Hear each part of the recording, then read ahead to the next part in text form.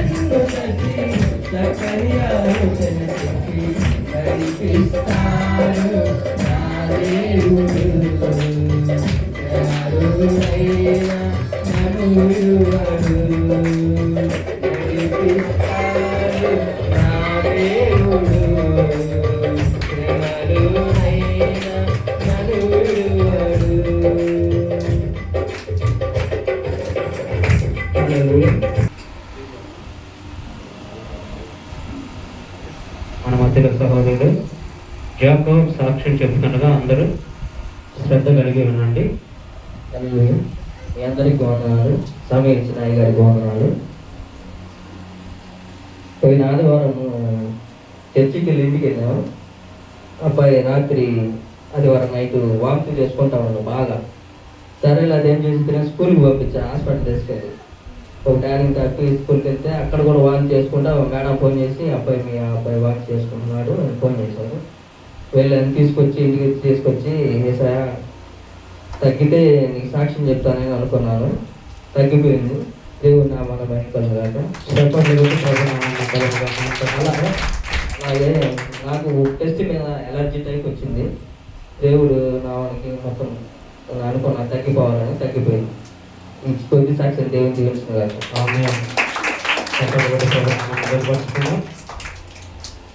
ఇంకా ఎవరైనా సాక్ష్యం చెప్పాలంటే సాక్ష్యం చెప్పండి. ఈ సాక్ష్యం దేవుడు ఆశీర్వదించి దీవించి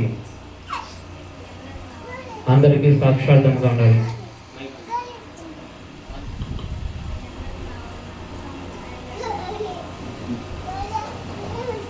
ప్రైజ్లో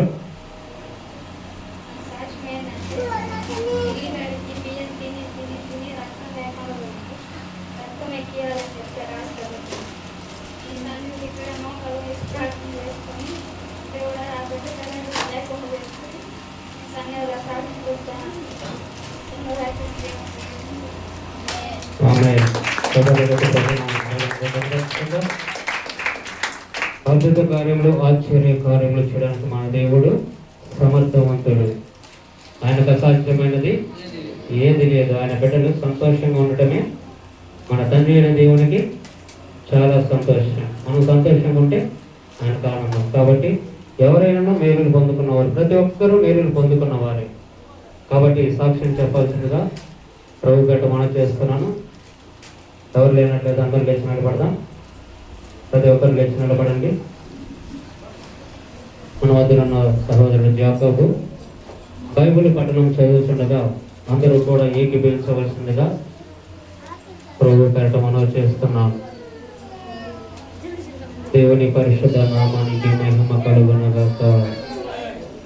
అందరూ శ్రద్ధ కలిగి సహోదరులతో పాటు ఏకీభవించండి. సహోదరులు చదువుతూ ఉంటారు, మీరు చదవండి. దావీదు రాసిన కీర్తనల గ్రంథం నుంచి 20వ అధ్యాయం మొదటి నుంచి చదువుతాను. నాతో పాటు మీరు ఏకీభవించండి.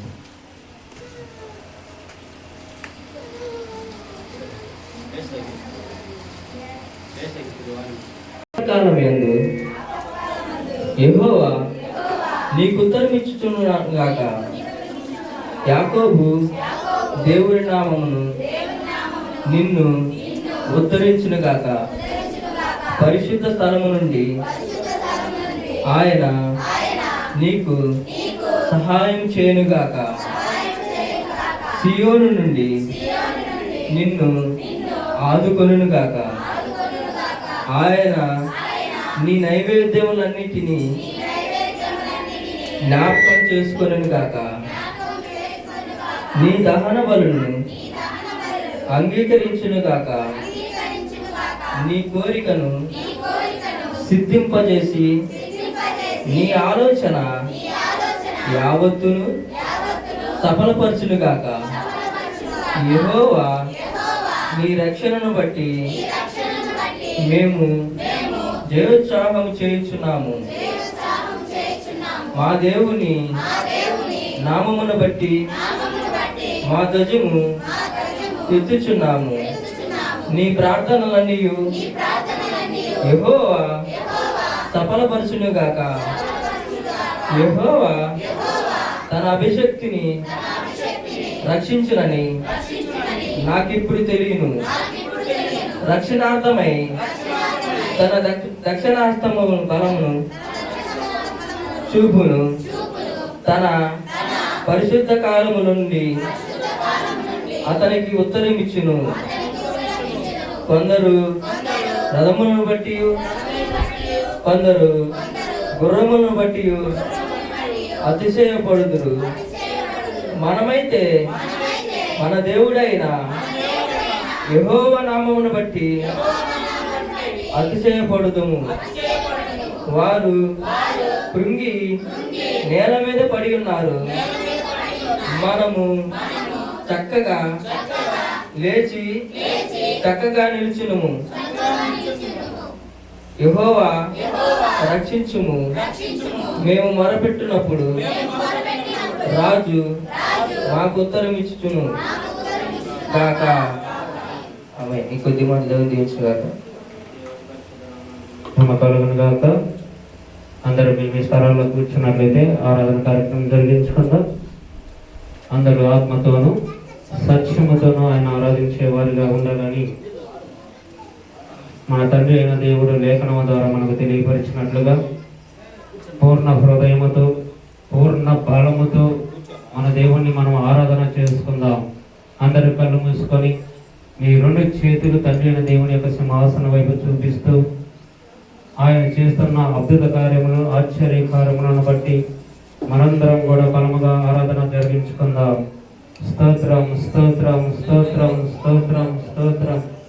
పరిశుద్ధుడా నీకే స్తోత్రం స్తోత్రం స్తోత్రం స్తోత్రం. రాజులకు రాజా ప్రభువులకు ప్రభువా నీకే స్తోత్రమయ్యా. ఇదిగో నాయన గడిచిన వారముల ప్రభువా మీ పాద సాధిత్యములో నిలబడి మీ బిడ్డలమైన మేము ప్రార్థించినప్పుడు ప్రభువా మా ఈ ప్రార్థనకు బదులిచ్చి మమ్మల్ని ఎంతగానో ప్రేమించావు, కృప చూపించావు తండ్రి. మీ యొక్క గొప్ప కాపుదలను మాకు దయచేసినందుకై నీకు వందనాలు, స్థుతులు, స్తోత్రాలు చెల్లించుకుంటున్నాము ప్రభువా. ఇదిగో నాయనా, గడిచిన దినముల ప్రభువా, మా గ్రామమునందు ప్రభువా, సహోదరుడైనటువంటి దేవయ్య ప్రభువా మరి మా మధ్య నుండి దూరం అయిపోతున్నాడు ప్రభువా. ఈ లోకమును విడిచి తండ్రి మీ పాద సాన్నిధ్యానికి చేరిన మీ బిడ్డను జ్ఞాపకం చేసుకోండి ప్రభువా. ఆయన అకాల మరణముతో మరణించున్నాడు ప్రభువా. ఎన్నో సమస్యలతో, ఎంతో వేదనతో, నెమ్మది లేని మనస్సు కోల్పోయి ప్రభువా బిడ్డ వేదనతో చనిపోయి ఉన్నాడు ప్రభువా. గడిచిన కాలంలో తండ్రి ఆ బిడ్డ ఏదైనా తప్పు చేస్తుంటే తండ్రి ఆ బిడ్డను క్షమించండి తండ్రి. ఆయన నశించిన దాన్ని వెతికి రక్షించుటకే ఈ లోకంలోకి వచ్చిన గొప్ప దేవుడు కనుక తండ్రి సహోదరుడి గురించి ప్రార్థిస్తున్నామయ్యా. మేమందరము సహోదరులను కలిసి ఐక్యముగా ప్రార్థిస్తున్నాము ప్రభువా. ఇదిగో నాయన, అటువంటి మరణం మరల మా గ్రామంలో మేము చూడకుండా తండ్రి మీ కాపుదలను అడుగుచున్నామయ్యా. సహాయం చెయ్యి యేసు. అయ్యా నీకు వందనాలు, స్థుతులు, స్తోత్రాలు చెల్లించుకుంటున్నాము ప్రభువా. ఆ బిడ్డ యొక్క ఆత్మను మీ పాద సాన్నిధ్యంలోకి చేర్చుకోమని అడుగుతున్నాను ప్రభువా. ఈ లోకములో ఆ బిడ్డ చేసిన అపరాధములను క్షమించి ప్రభువా ఆ బిడ్డని నెట్టిపోయి దేవుడు కాదని నమ్మకంతో, విశ్వాసంతో అడుగుతున్నాను నాయన.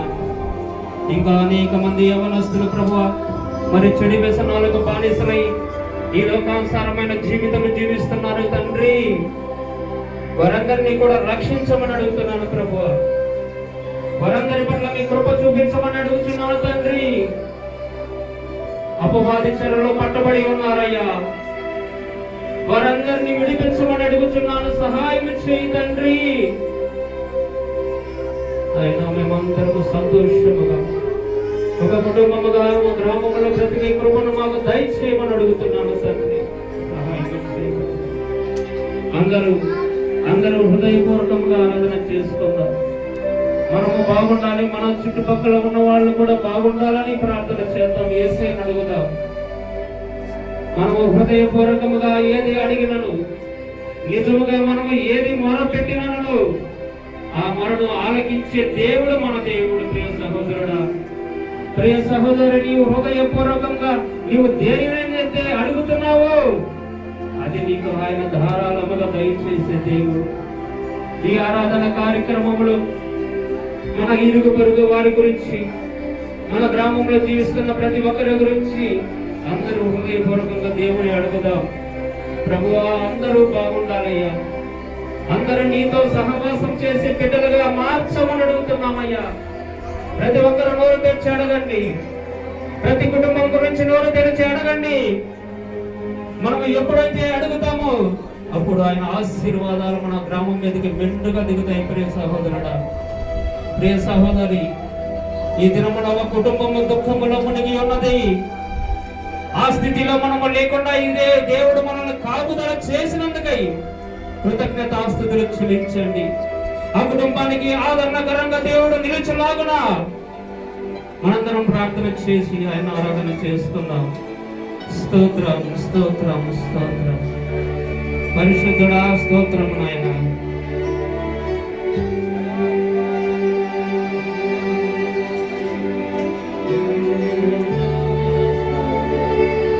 Glory, glory, Jesus. Jesus.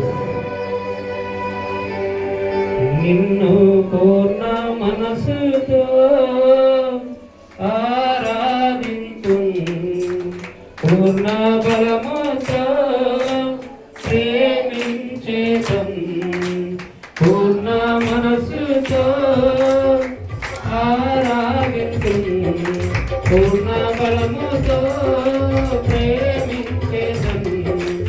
ఆరాధన, ఆరాధన, ఆరాధన, ఆరాధన, ఆరాధన, ఆరాధన, ఆరాధన.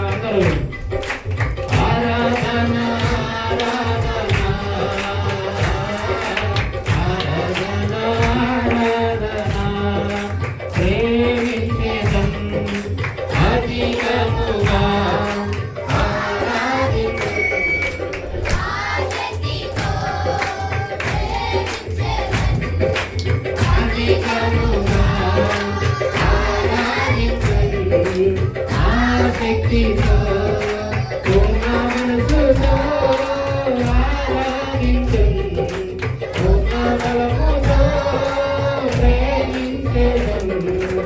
ఆరాధన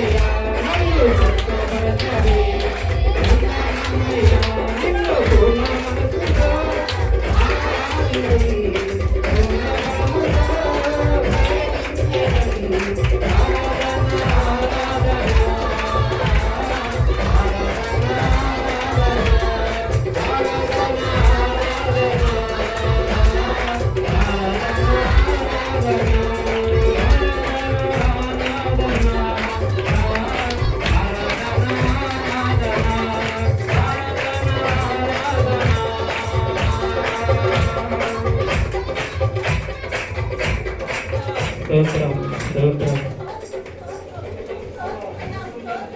నిన్ను పూర్ణ మనసుతో ఆరాధించు, నిన్ను పూర్ణ బలముతో సేవించు. చేదం ఆరాధన ఆరాధన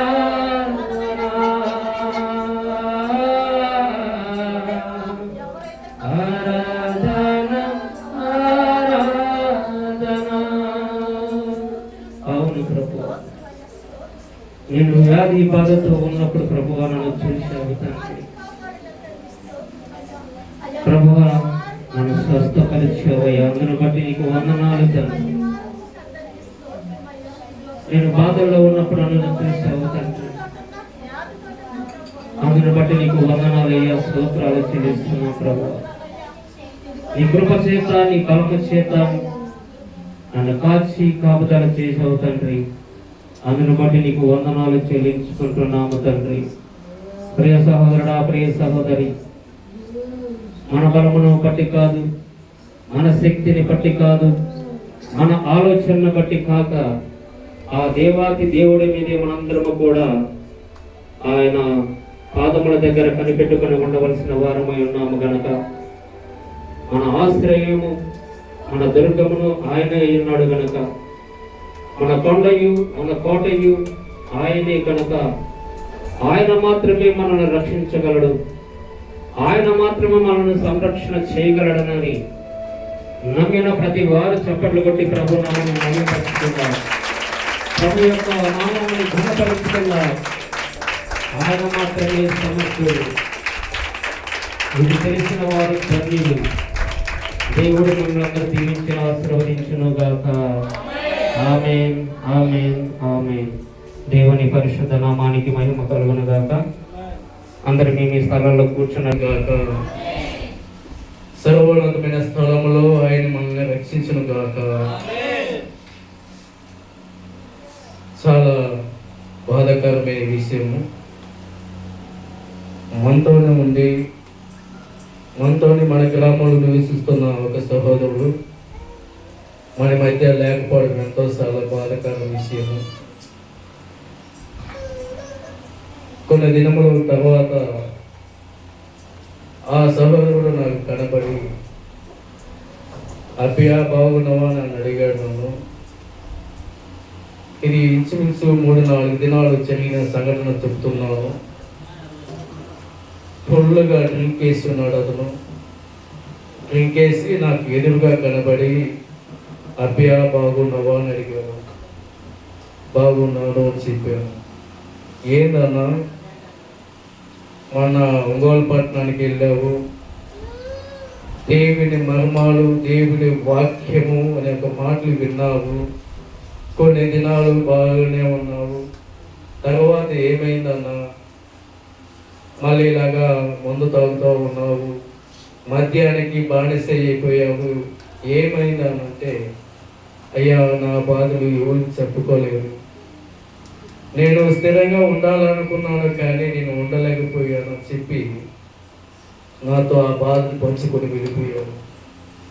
కానీ ఈ దినమున ఆయన లేకపోవడము, మన సహోదరుడు లేకపోవడము ఎంతో బాధకరమైన విషయము. ఈ మాటలు మీకు ఎందుకు చెప్పుతున్నానంటే, ప్రాణం ఉన్నప్పుడే మన జీవితాలు మార్చుకోవాలి. ప్రాణం పోయిన తర్వాత మనకి సమాపణ రాదు రాదు రాదు రాదు. అర్థమవుతుంది నా మాటలు? ప్రాణము ఉన్నంత వరకు దేవుడికి లోబడాలి, దేవుడి వాక్యాన్ని అనుసరించాలి, వాక్యానుసారంగా మనము జీవించాలి. ప్రాణం పోయిన తరువాత మనం అతన్ని క్షమించమని అడిగినా కూడా సమాపణ రాదు. కాబట్టి అతను మన మధ్యలో లేకపోవడం ఎంతో బాధకర విషయము. అలాగే ఇంకొక విషయములను నిన్నటి నుంచి చింతించుచున్నాను. ఏ విషయం అంటే, ఈ సహోదరుడు చనిపోయి ఉన్నాడు. రేపుడు దినము అంటే ఆదివారము, బల ఆరాధన సమయము, సర్వ మానవులకు లోకం మొత్తానికి ఈ ఆదివారము విశ్రాంతి దినము. ప్రతి మానవుడికి సమాపణ కలిగే రోజున, ఈ రోజున ఒకవేళ మందిరము ఆపుతారేమో. ఎందుకంటే మన గ్రామంలో ఎవరైనా చనిపోయినప్పుడు మందిరాన్ని క్లోజ్ చేస్తారు, ఓపెన్ చేయడు. ఆ రోజున ఆరాధన చేయడు, వాళ్ళ ఆరాధన ఇవ్వరు. చాలా బాధపడుతున్నాను ఉదయం నుంచి నేను. అయ్యో, లోక మొత్తానికి ఈ దినమున ఆయన పరిశుద్ధమైన రక్తము, ఆయన పరిశుద్ధమైన శరీరమును మనం పుచ్చుకున్న సమయమున మనకు సమాపణ కలుగుతుంది. ఆ సమయమున మందిరాన్ని క్లోజ్ చేస్తే ఈ గ్రామానికి ఎంతో అపసఖ్యము. చాలా బాధపడ్డాను. ప్రభువా, జరిగేది నీ చిత్తము నాయన, ఈ కార్యం అతకు జరగాలి ప్రభువా అని వేడుకున్నాను. అయితే మన సహోదరుడు 10 గంటల లోపల అతన్ని గూడ్చివేశారు. ఆదివారం మన చర్చి ఓపెన్ చేశారు. సంఘస్థులందరూ, గ్రామంలో ఉన్న అందరూ ఎవరు ప్రాంతాలకు వెళ్ళి సన్నిధులకి వెళ్ళి ఉన్నారు. దేవుడికి స్తోత్రము కలుగును గాక. ఆమేన్. ఒక విషయం చెప్తున్నాను, వినండి. ఒకడు మృతి పొందినవాడు దేవుని ఆరాధించకుండా సత్యమునే బోధిస్తున్నాను. మనుషుల గురించి నేను ఆలోచన చేయట్లేదు. ప్రమేడి పిల్లరా, సత్యమునే బోధిస్తున్నారు. మీరు చాలా జాగ్రత్తగా ఆలోచన చేయండి. ఒక మనిషి మృతి పొందిన తరువాత సంఘాన్ని మొయ్యకూడదు. ఆ రోజున ఆరాధన ఆపకూడదు.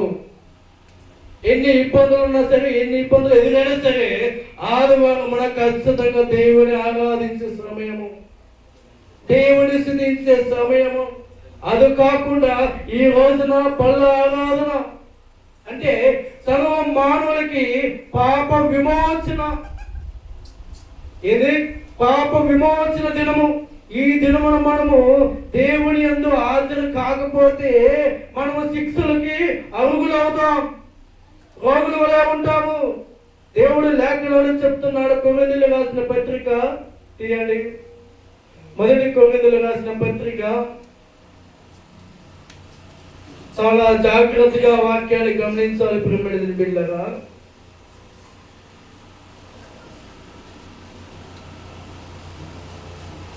29వ వచనం చదువుకుందాం.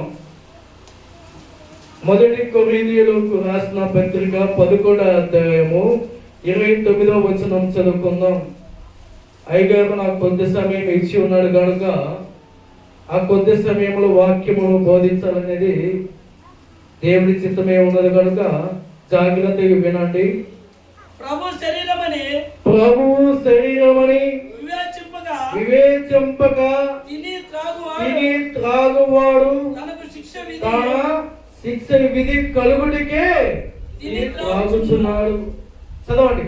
ఇందువలననే మీలో అనేకులు బలహీనులను రోగులై ఉన్నారు. చాలా మంది నిద్రించుచున్నాడు.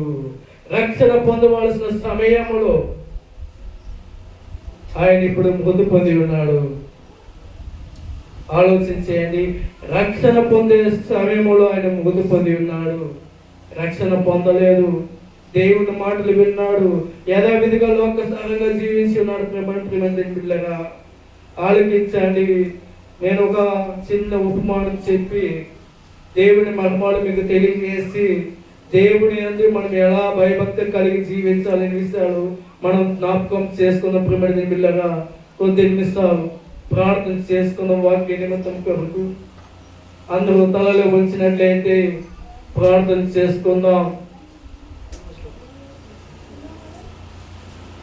మహాపరిశుద్ధుడు వేణ ప్రేమ గల తండ్రి, కృపామయుడా దేవా, నీకే స్తుతులు స్తోత్రాలు చెల్లిస్తున్నాం తండ్రి.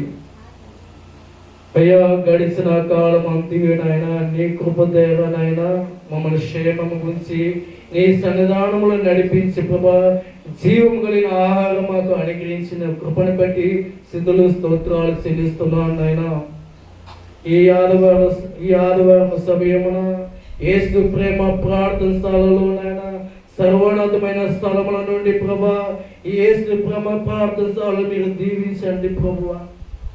నీ బిడ్డలు ఇశ్రాయేలు ప్రజలు ప్రభా ఎలాంటి విలువైన ఆహారము అనుగ్రహించున్నారు, అలాగే ఇక్కడ యేసు ప్రార్థన సభలో ప్రతి బిడ్డ యందు ప్రభా విలువైన జీవము కలిగిన ఆహారము కలుగు చేయమని నా నోటి నుండి నీ మాటలు ఉంచండి ప్రభా. దీనుడు నీ హలుపుడిని దేనికి పనికి రానివాని ప్రభువా, నీ సన్నిధిలో వాక్యము బోధించడానికి కృప చూపించినందుకు స్తోత్రిస్తున్నాను తండ్రి. ఈ ప్రార్థన ప్రభా నీ పాద సన్నిధిలో చేర్చుకోమని నీ ప్రియకుమారుడైన మా రక్షకుడైన నజరుడైన యేసుక్రీస్తు వారి నామమును బట్టి అడిగి వేడుకుంటున్నాం తండ్రి. ఆమేన్, ఆమేన్, ఆమేన్. దేవునికి స్తోత్రం కలుగును గాక. ఒక కానాను గ్రామంలో ఈ విషయం మీ అందరికీ తెలిసిందే. దీంట్లో ఒక మర్మము దాగి ఉన్నది, జాగ్రత్తగా ఆలోచించేయండి. కానాను ఒక గ్రామంలో అక్కడ ఒక వివాహం జరుగుతున్నది. అక్కడ అనేక మంది ఆ వివాహానికి పాల్గొన్నారు. పెద్ద పెద్ద వారు వచ్చి ఉన్నారు, పేదలు కూడా వచ్చి ఉన్నారు. అయితే మన ప్రభు అయిన యేసుక్రీస్తు వారి తల్లి కూడా అక్కడ ఉన్నది. అయితే ఆ గ్రామంలో ఉన్న శిశువులు యేసుని కూడా ఆహ్వానించి ఉన్నారు. ప్రియమైన బిడ్డలారా, యేసుని కూడా ఆహ్వానించినారు. అయితే ఆ వివాహం సమయంలో ద్రాక్ష రసం అయిపోయింది. ఏమైపోయింది? ద్రాక్ష రసం అయిపోయింది. తర్వాత ఆ కుటుంబం అంతా వేదంలో బలహీనలో పడి ఉన్నారు. ఎందుకంటే ద్రాక్ష రసం అయిపోయింది.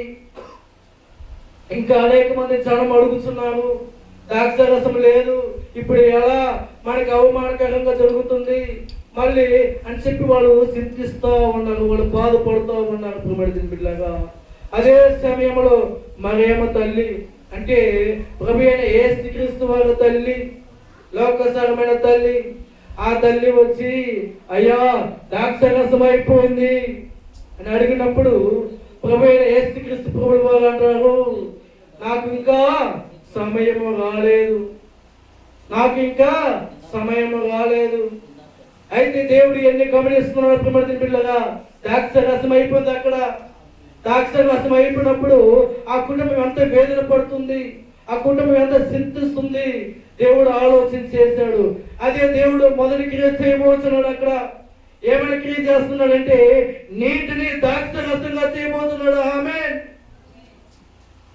నీటిని ద్రాక్ష రసంగా చేయబోతున్నాడు. దేవునికి మహిమ కలుగును గాక. అదే మొదటి క్రియ. దేవుడు చేసిన దాంట్లో మొదటి క్రియ ఏదంటే నీటిని ద్రాక్ష రసంగా మార్చడం. అయితే ఆ తల్లి ఏమంటుందంటే అక్కడ ఉన్న శిశువుల గారి దగ్గరికి వెళ్ళి యేసు ఏది చెప్పును అది చెయ్యండి అన్నప్పుడు చెప్పి వెళ్ళిపోయింది. విశ్వాసం జ్ఞాపకం చేసుకోండి. వెళ్ళగానే యేసు ఏమంటాడంటే అక్కడ ఉన్న పాత్రలు అంతా నీళ్లు నింపండి, అక్కడ ఉన్న కొంత పాత్రలన్నీ నీళ్లు నింపండి, నిండుగా నింపండి. నింపిన తర్వాత మీరందరూ బయటికి వెళ్ళండి. బయటికి వెళ్ళిన తర్వాత మన ప్రభు అయిన దేవుడు యేసుక్రీస్తు ప్రభువు వారు ఆ నీటిని తాగబోతున్నాడు. ఆ నీటిని ద్రాక్షరసంగా మారబోతున్నాడు. దేవుడు తండ్రి అయిన దేవుడికి గణపరచలాగన ఇదే మొదటి క్రియ లక్కన దేవుడు అక్కడ ఆ సమయమున ఆ నీటిని ముట్టగానే నీటిని ద్రాక్షరసంగా మారిపోయింది. దేవునికి స్తోత్రం కలుగును గాక.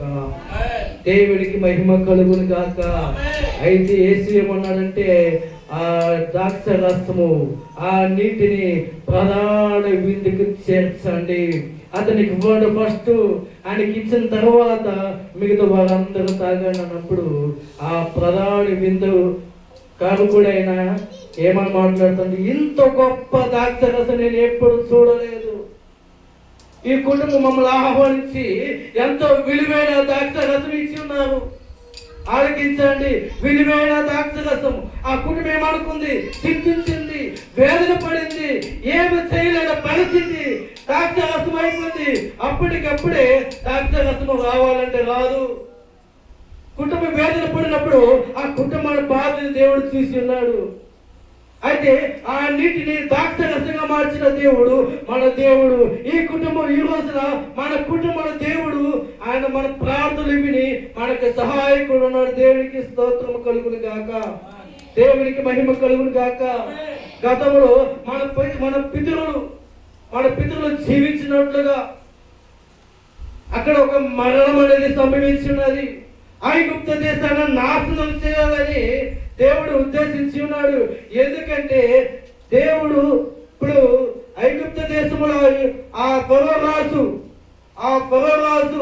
ఇశ్రాయేలు ప్రజల్ని హింసించి, బాధించి, వేధించి, చిత్ర హింసలు పెట్టి బానిసలుగా చేసి ఉన్నాడు. ప్రియమైన బిడ్డలారా, ఆ ఫరో రాజు, ఆ ఐగుప్తు దేశంలో ఉన్న ఫరో రాజు వాళ్ళ ప్రార్థనలు వింటున్నాడు. ఇశ్రాయేలు ప్రజల ప్రార్థనలు వింటున్నాడు.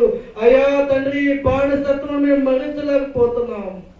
దేవుడు వాగ్దానం చేసి ఉన్నాడు. ప్రియమైన బిడ్డలారా, నీ కుటుంబాన్ని నేను దీవించబోతున్నానండి. దేవునికి స్తోత్రము కలుగును కాక. నీ కుటుంబాన్ని నేను దీవించబోతున్నాను. ఇక్కడ యేసు ప్రేమ ప్రార్థనశాలలో మన పితరులు దేవుడు ఏ విధంగా ఆశీర్వదించున్నాడు. ఈ యేసు ప్రేమ ప్రార్థనశాలలో మన అందరిని దీవించి ఆశీర్వదించిపోవును గాక. ఆమేన్. అయితే అక్కడ ఒక మరణము సంభవించబోతుంది. ఐగుప్తులు అన్యులు మొత్తము నాశనం చేయగలిగి ఉన్నాడు దేవుడు. ఎందుకంటే ఆ ప్రాంతం నుంచి ఇశ్రాయేలు ప్రజలని పాలు తేనెలు గల దేశానికి తీసుకెళ్ళడానికి దేవుడు ఒక ఉద్దేశం కలిగి ఉన్నాడు. ఒక ఆజ్ఞ ఇచ్చినాడు. ప్రియమైన బిడ్డలారా, ఏది ఆజ్ఞ అంటే ఒక గొర్రె పిల్ల రక్తమును బలించి, ఒక గొర్రె పిల్లని బలించి ఆ రక్తమును అటువైపు ఇటువైపు కుంచపుతో పూయవలను. ఎప్పుడైతే ఆ రక్తము ఆ గుమ్మం మీద ఉండదో ఆ కుటుంబానికి మరణము సంభవించకుండా దేవుడు ఆ మరణాన్ని దాటిపోతాడు. దేవునికి స్తోత్రము కలుగును గాక. ఈ రోజున మనకు కూడా పాపము వల్ల వచ్చే జీతం ఏంది? మరణము. అయితే పాప పరిహార్థన బలి అర్పణ కాదు కానీ దేవుడు కోరలేదు. కానీ దేవుడు ఒక విషయం మీకు క్లుప్తంగా తెలియజేస్తున్నాడు. ప్రియమైన బిడ్డలారా, పాపము వల్ల వచ్చే జీతము మరణము. పాపానికి విమోచన కలిగి ఉందా? పాపానికి విమోచన ఉందా? మనం చేసిన అతిక్రమములు, మనం చేసిన అపరాధములు, మనం చేసిన క్రియలను బట్టి మనకి విమోచన ఉన్నదా? ఎక్కడన్నా రాయబడి ఉందా? ఏ గ్రంథంలోనే రాయబడి ఉన్నదా? ఎక్కడైనా పాప విమోచన కలగాలంటే పరిశుద్ధమైన రక్తము బలార్పణ అవ్వాలి. దేవునికి స్తోత్రం కలుగును గాక. పరిశుద్ధమైన దేవుని రక్తం వల్లనే పాప విమోచన. అయితే ఆనాట్లో ఆ దినములో పాప విమోచన ధర్మశాస్త్రములు పాపమని విపరీతమైనది. అయితే అక్కడ మరణము నుంచి వాళ్ళని తప్పించడానికి గొర్రె పిల్ల రక్తము, మేక పిల్ల రక్తమును వాడాడు. కానీ పాప విమోచన కలగలేదు. అందుకే దేవుడు చెప్తున్నాడు, యోహాను సువార్త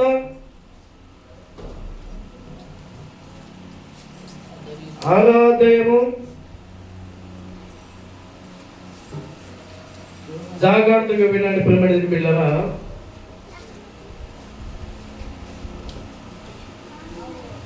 యోహాను సువార్త 6వ అధ్యాయము 32వ వచనం చదువుకుందాం ప్రియమైన బిడ్డలారా. కాబట్టి యేసు పరలోకము నుండి వచ్చు ఆహారము మోసేకి ఇవ్వలేదు. అంటే ధర్మశాస్త్రానికి దేవుడు ఇవ్వలేదు. చదవనమ్మా. నా తండ్రి పరలోకము నుండి వచ్చు నిజమైన ఆహారము మీకు అనుగ్రహించుచున్నాడు. పరలోకము నుండి దిగివచ్చి లోకమునకు జీవము ఇచ్చున్నది దేవుడు అనుగ్రహించు ఆహారము ఉన్నదని మీతో నిశ్చయముగా చెబుతున్నాను. అయితే ఈ పాపానికి విమోచన కావాలంటే దేవుడు ప్రభు యేసు ప్రభువు అంటున్నాడు, మీకు జీవము కలిగిన ఆహారము కావాలంటే పరమ నుండి దిగివచ్చువాడు మన ప్రభు అయిన యేసుక్రీస్తు గొర్రె పిల్ల రక్తము కావాలి. ఆమేన్, ఆమేన్. ఏ రక్తము కావాలి? దేవుని గొర్రె పిల్లయు మన ప్రభు అయిన యేసుక్రీస్తు ప్రభువు వారే. అది ఎక్కడి నుంచి వస్తుంది? ఏకంగా సర్వోన్నతమైన స్థలముల నుండి మన ప్రభు అయిన యేసుక్రీస్తు వారు ఈ లోకానికి జీవాహారం నేనే అని చెప్తున్నాడు. అయితే 41వ వచనం చదువుకుందాం. అలాగనే 41 అమ్మా. కాబట్టి నేను పరలోకము నుండి దిగి వచ్చిన ఆహారమై ఆయన చెప్పినందున యూదులు ఆయన గూర్చి సనుకొనుచు, ఈయన యేసేపు కుమారుడని యేసు కాడా? చూడండి, అక్కడ ఏమంటున్నాడు? దేవుడు ఏం చెప్తున్నాడు? నేను పరమ నుండి దిగి వచ్చిన జీవాహారముని నేనే అంటుంటే, అక్కడ ఉన్న వారు ఏమంటున్నారంటే ఈయన యేసేపు కుమారుడైన యేసు కాడా అని అక్కడ ఉన్నవారు అంటున్నారు. తవచ్చదమ్మ. ఈయన తల్లిదండ్రులను మనం ఎరుగుదము కదా, నేను పరలోకము నుండి దిగి వచ్చి ఉన్నానని ఈయన ఎలాగో చెప్పుచున్నావు అడగి. అందుకు యేసు, మీలో మీరు చదువుకోనివ్వకుడి. చదవమ్మా, చదువు. నన్ను పంపిన తండ్రి వాడిని ఆకర్షిస్తే గాని ఎవడు నా ఎద్దుకు రాలేడు. అంత్య దినమున నేను వాడిని లేపుదును. చూసారు పిల్లబడిన పిల్లరా? లోకం ఏమనుకుంటుందంటే, యేసుని ఏమనుకుంటున్నారంటే యేసేపు మరియమ్మ కుమారుడు కాదా? ఆత్మ సంబంధమైన వాక్యం ఏమో బోధిస్తుందంటే యేసు ప్రభువు వారు పరమ నుండి సర్వోన్నతమైన స్థలం నుండి దిగివచ్చి జీవాహారం మనకు ఉన్నాడని ఆత్మ చెబుతున్నదంటే లోకం ఏమని ఆలోచన చేస్తుందంటే ఇతని యేసు యేసేపు మరియమ్మ కుమారుడు కాదని ఆలోచన చేస్తుంది. అందుకే 53 వచనం చదువుకుందాం పిల్లగా. 53 వచనం. కావున యేసు ఇట్లను, మీరు మనిషి కుమారుడి శరీరము తిని ఆయన రక్తము తాగితే కానీ మీరు జీవం గలవారు కారు. నా శరీరము తిని నా రక్తము తాగువాడే నిత్య జీవము గలవాడు. దేవునికి స్తోత్రం కలుగును గాక. ఇప్పుడు మీకు అర్థమైందా? ఆ రోజున నీటిని ద్రాక్షరసంగా చేసిన దేవుడు నీ బాధలు చూశాడు, నీ వేదన చూశాడు, నువ్వు చింతించడం దేవుడు చూసి ఉన్నాడు. అప్పుడు కూడా నువ్వు చింతించకూడదు. నీ కుటుంబం సంతోషం ఉండాలి, నీ సంతోషము పరిపూర్ణ అవ్వాలని దేవుడు చేసిన మొదటి క్రియ ఏంటంటే నీటిని ద్రాక్షరసంగా చేయడం. ఐగుప్త దేశంలో కూడా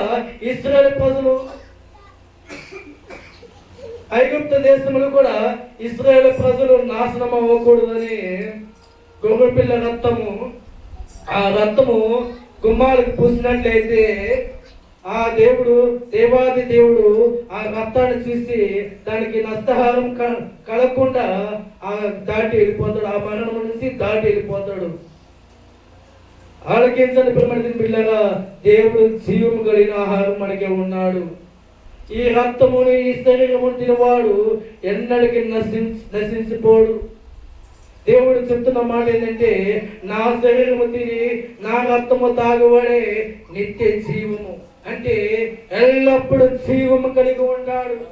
ఈ రోజున సంఘానికి వచ్చిన నువ్వు ఆయన పరిశుద్ధమైన రక్తముని పుచ్చుకుంటున్నావు, ఆయన పరిశుద్ధమైన శరీరమును పుచ్చుకుంటున్నావు. ఇది తినడం వలన నీకు దేవుడు నిత్య జీవము కలిగి ఉంటావు అంటున్నాడు దేవుడు. కొరింథీయులు ఏమంటున్నాడంటే ఎవడైనా రక్తముని ఆయన శరీరమును అయోగ్యంగా తినిన ఎడల, నా మాటలు మీకు అర్థమవుతున్నాయా? ఎవడైనా అయోగ్యంగా తినడం వల్ల శిక్షకి పాత్రుడవడు. శిక్ష విధి కలుగుటకే అతను అయోగ్యంగా తింటున్నాడు. వాళ్ళు అనారోగ్యంతో బాధపడుతున్నారు, రోగులు ఏమై ఉన్నారు, వాళ్ళు నిద్రించుతున్నారు కదా. ఇప్పుడు అయోగ్యంగా ఆయన పరిశుద్ధమైన రక్తమును మనము పుచ్చుకొనకూడదు. నీ హృదయము పూర్ణ ఆత్మతోను పూర్ణ సత్యముతోను దేవుని ఆరాధించాలి. అయితే కింద వచ్చిన చదువుకున్న పురుమతి పిల్లగా నేను వారిని లేపుదును. ఆ నా శరీరము నిజమైన ఆహారమును, ఆ నా రక్తము నిజమైన పానమునై ఉన్నది. దేవునికి మహిమ కలుగును గాక. నా శరీరము నిజమైన ఆహారము, నా రక్తము నిజమైన ప్రాణమే ఉన్నది. ఈ రోజు మనము పాపములో వచ్చే జీతం మనకేం కలుగుతుంది? మరణము కలుగుతుంది. పాప విమోచన లేదు, పాపానికి విమోచన లేదు, ప్రాయశ్చిత్తం లేదు. దేవుడు చెప్తుందంటే ఈ పాపానికి వచ్చే మరణమును తప్పించాలని ఏకైక దేవుడు, పరిశుద్ధుడైన దేవుడు పరమనుడు దిగి వచ్చి ఆయన మనకి జీవాహారంగా ఉన్నాడు. అయితే ఇక్కడ ఏమంటాడంటే, నా శరీరం తిని నా రక్తము తాగువాడు నా యందును నేను వాని యందు నిలిచి ఉన్నాను. జీవం గల తండ్రి నన్ను పంపిన కనుక నేను తండ్రి మూలంగా జీవించినట్లే నన్ను తినవాడు నా మూలంగా జీవించినని దేవుడు లేఖనాలు స్పష్టంగా తెలియజేస్తున్నాడు. అదే 1 కొరింథీయులకు రాసిన పత్రిక చదువుకుందాం. ప్రేమగా తొందరగా ముగించుకుందాం. 1 కొరింథీయులకు రాసిన పత్రిక 11వ అధ్యాయము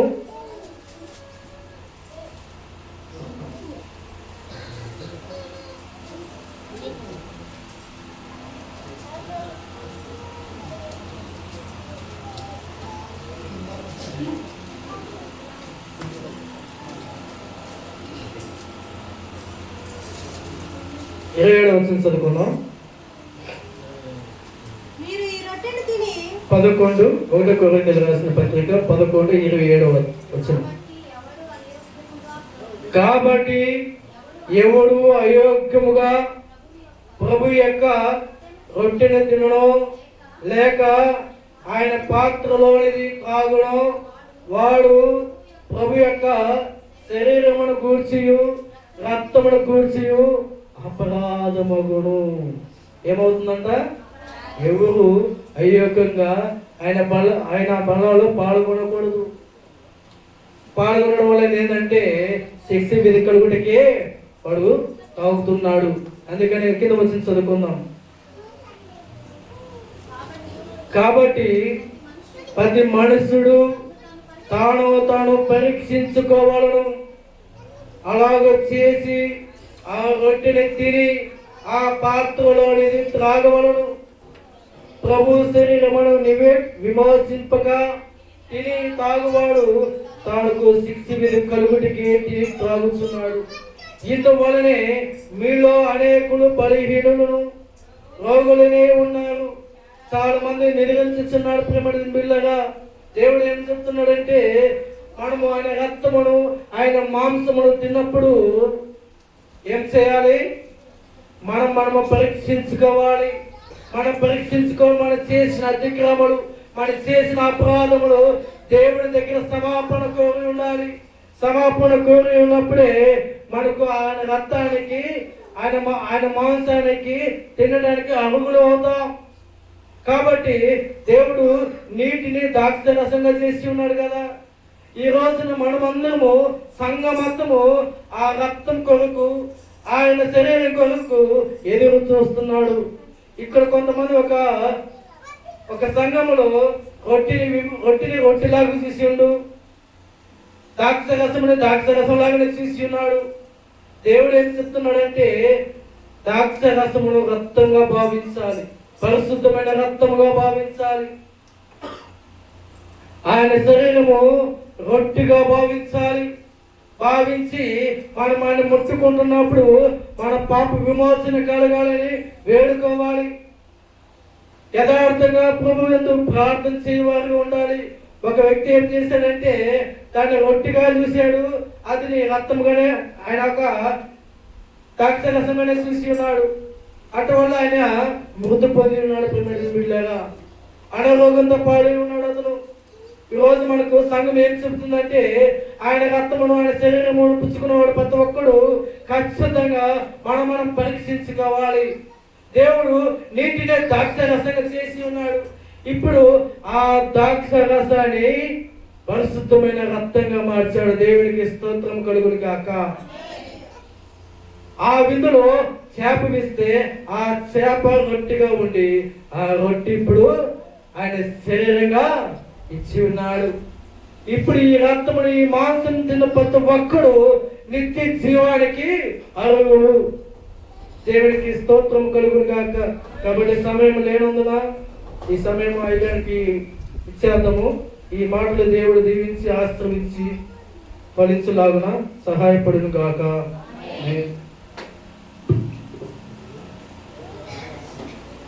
దేవుని పరిశుద్ధ నామానికి మహిమ కలుగును గాక.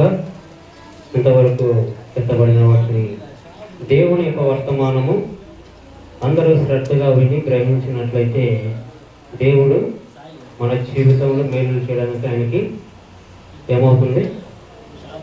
ఆయన దయగలిగిన చూపు మన పైన ఉంటుంది. వాక్యం అన్నది ఏంటిది? మన పాదములకు దీపమై ఉన్నది. ఏమై ఉన్నది? మనం నడవలసిన ప్రతి మార్గమును చూపించేది వాక్యం. ఈ వాక్యాన్ని మనం శ్రద్ధగా వినాలి. రెండోది, హృదయంలో పదిలపరుచుకోవాలి. యేసుక్రీస్తు ప్రభువారు ఈ లోకంలోకి ఎందుకు వచ్చి ఉన్నాడు? ఎవరి కోసం? పాపుల కోసమేగా. పాపులనగా ఎవరు? మనందరము నీతిమంతులమా? నీతిమంతులమా మనందరము? మనం నీతిమంతులు కాకపోయినను మన ప్రభువైన యేసుక్రీస్తు ప్రభువారు మనందరినీ నీతిమంతులుగా మార్చుకొనుటకు ఏం చేస్తున్నాడు? ప్రాణత్యాగం చేస్తున్నాడు. పాప పరిహార్థ బలి చేసి ఉన్నాడు ఆయన. ఆయన ఆ రోజు చేయకపోతే ఈరోజు మనందరం కూడా వ్యర్థులమే. నిత్య నరకాగ్నికి మనందరం కూడా పాత్రులమే. కానీ మొట్టమొదటిగా మనకు తెలియాల్సింది ఏంటి?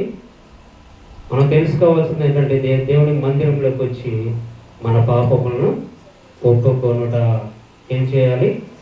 ఒప్పుకొనటానికి. అందుకే ఆయన అంటున్నాడు, మత్తయి సువార్త 9 చదవండి ఒకసారి. మత్తయి సువార్త 9వ అధ్యాయం 12వ వచనం ఒకసారి చదువుకుందాం. ఆయన ఆ మాట విని ఆరోగ్యం గలవారికి వైద్యుడు అక్కరలేదు కదా. ఎవరిని పిలవడానికి వచ్చాడు ఆయన? పాపులను పిలవడానికి వచ్చినా కానీ పిలువ రాలేదు. గనుక కనికరమునే కోరే దేవుడు. ఈ దినమున మన మధ్యలో ఒక సహోదరుడు మన గ్రామంలో చనిపోయినాడు కదా. అతని పట్ల దేవుడు నిత్యము కనికరమని కోరాడు. అతని పట్ల లోబడిని జనుల వైపు దినమంతా నా చేతులు చాపుచున్నానన్నాడు. సహోదరుడు చనిపోయేంత వరకు కూడా దేవునికి లోబడే మనసు లేకుండా చేశాడు. ఎవరు? అపవాదిగాడు. అటువంటి యవనస్తులు మన గ్రామంలో చాలా మంది ఉన్నారు. వారందరి కోసం మనం ఏం చేయాలి? ప్రార్థన చేయాలి.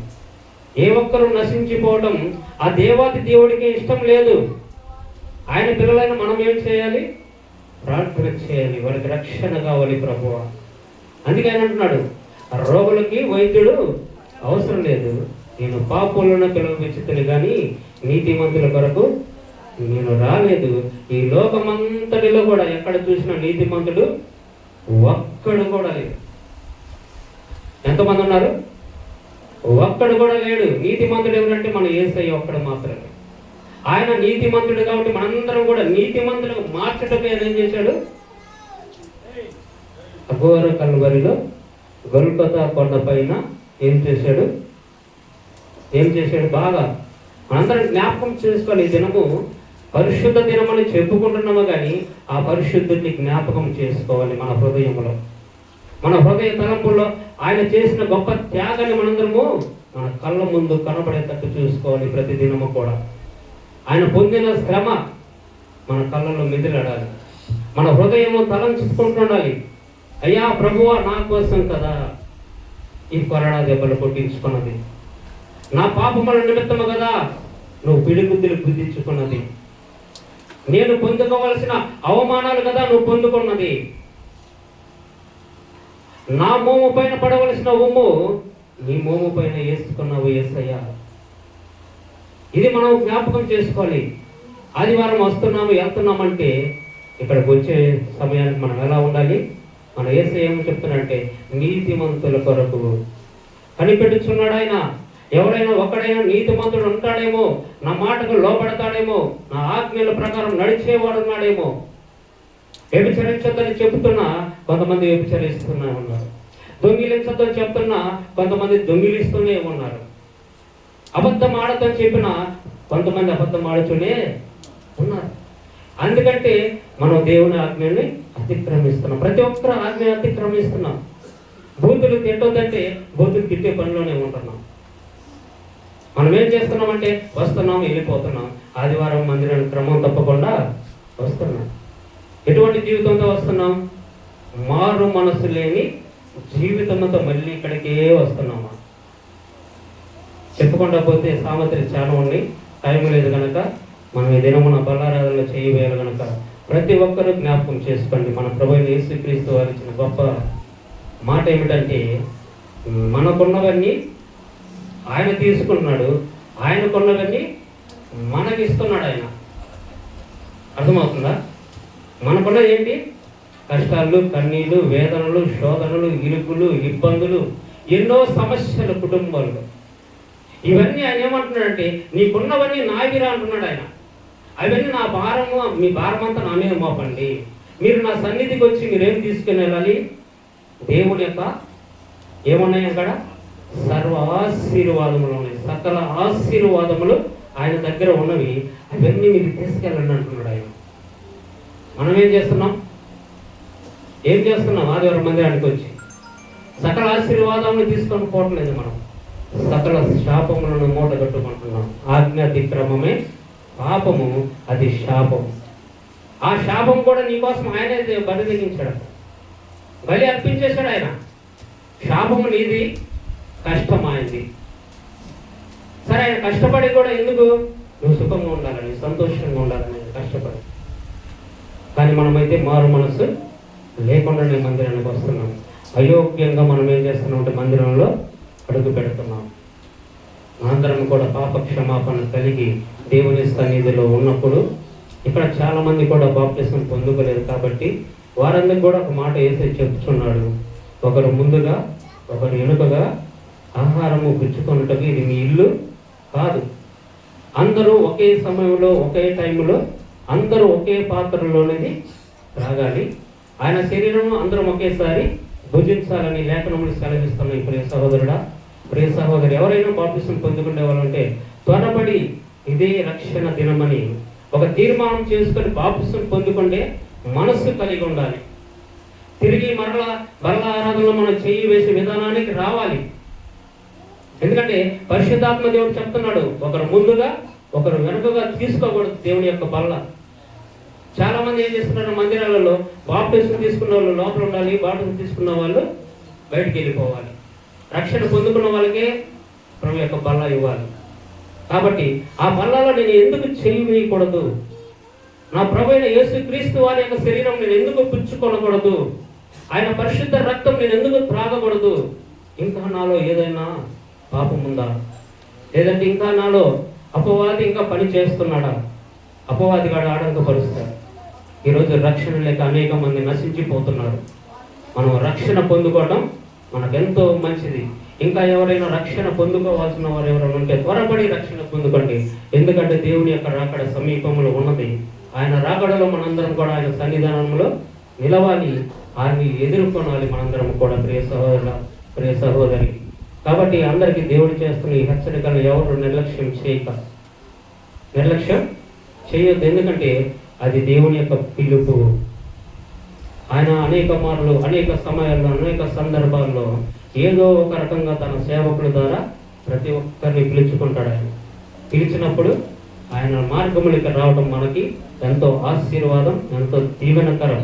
కాబట్టి అందరూ శ్రద్ధ కలిగి ఎవరైనా బాప్తిసం పొందుకుని వాళ్ళంటే బాప్తిసం పొందుకోవడానికి దేవుని యొక్క సన్నిధానంలో ప్రార్థన చేసుకోండి. ప్రభు కృపను బట్టి తగిన సమయంలో అందరికి బాప్తిస్తాలు తీయడం జరుగుతుంది. ఎందుకంటే నిన్నటి దినం మనం అక్కడ నిలబడినప్పుడు దేవయ్య దగ్గర చాలా మంది అంటున్నారు, ఉదయకాల సమయంలో పెట్టి కొడుతున్నప్పుడు కూడా, పెట్టి గుడ్డ కొడుతున్నప్పుడు కూడా, రే తీసేయంటారా వాడు రక్షణ పొందుకున్నాడు కాదు, వాడికి ఎన్ని అవసరం లేదంటున్నారు. పాస్టర్లు అంటున్నారు అన్నమాట, తీసేయండి రావని. చాలా బాధ వేస్తుంది.